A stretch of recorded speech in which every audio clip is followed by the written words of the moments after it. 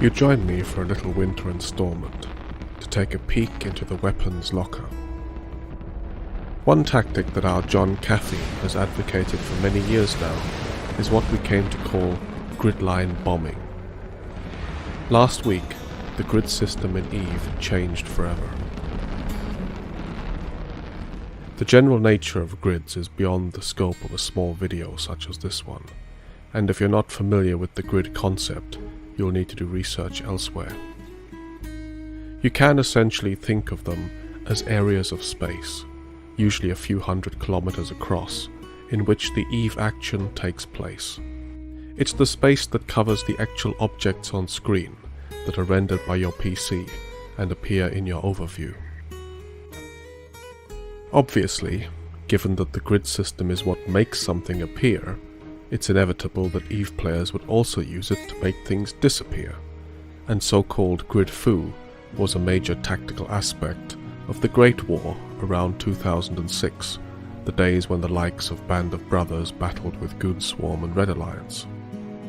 Back then, sniping battleships were a tool of choice, and stretching and shaping the grid to suit engagement ranges and opportunities were a key factor of grid foo. Other situations might have involved dancing back and forth over a grid line to make a fleet disappear to the hostiles between volleys. Those interested in that era might do well to read Goonswarm's manual about grid foo, which is widely available online. The gridline bombing concept is little different. Bombing has been used in conjunction with grids before, such as to manipulate a grid to hide bombers and then hit a fleet waiting at zero on a gate. However, this is different again. The first part is the bubble. If you initiate warp to a grid that has an interdiction bubble in your path, as you might expect, you'll hit the bubble's edge. However, if the grid line intersects the bubble edge, then your ship still hits the edge of the bubble, even though this means you arrive on an entirely different grid to your intended destination. What's more, because your PC only renders objects on grid, and the bubble's origin began on another grid, you see no bubble. Even though you warped to a gate, you arrive in what seems to be an empty spot in space. So, you click again to warp to the gate, but, of course, even though it's not being rendered, there is in fact an invisible bubble intersecting your warp path, and you get an error message informing you that you can't warp. In addition to that, many of the ships caught are likely to be within the bubble radius, and would have to turn around and fly back the other way out of the bubble that they can't see, in order to escape. The next part are the bombs.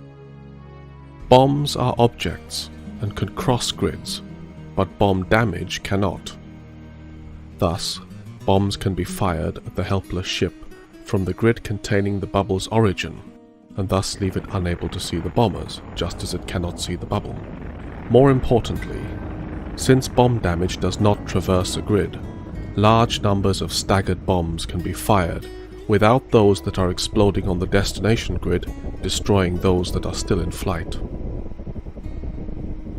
And so, to the helpless ship who is trapped by the invisible bubble and cannot warp, bombs appear from nowhere, and these bombs are mostly immune to their own damage, and so vastly more can be fired without the requirement of a vector bombing or other methods to prevent them destroying each other in flight.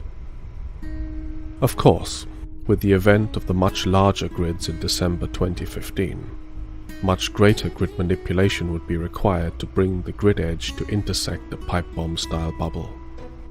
Therefore, it seemed fitting to say goodbye in style.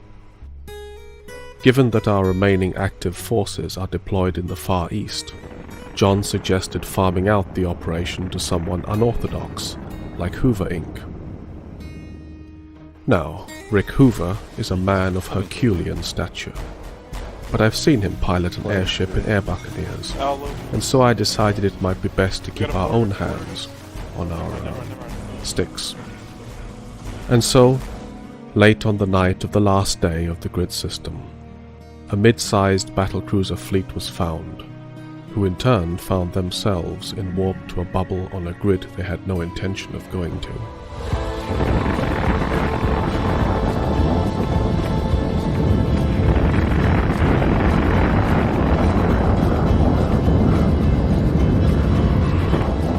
Satisfyingly, the bombs appear from nowhere, and although firing with more than a full squad of bombers, the bombs did not destroy each other.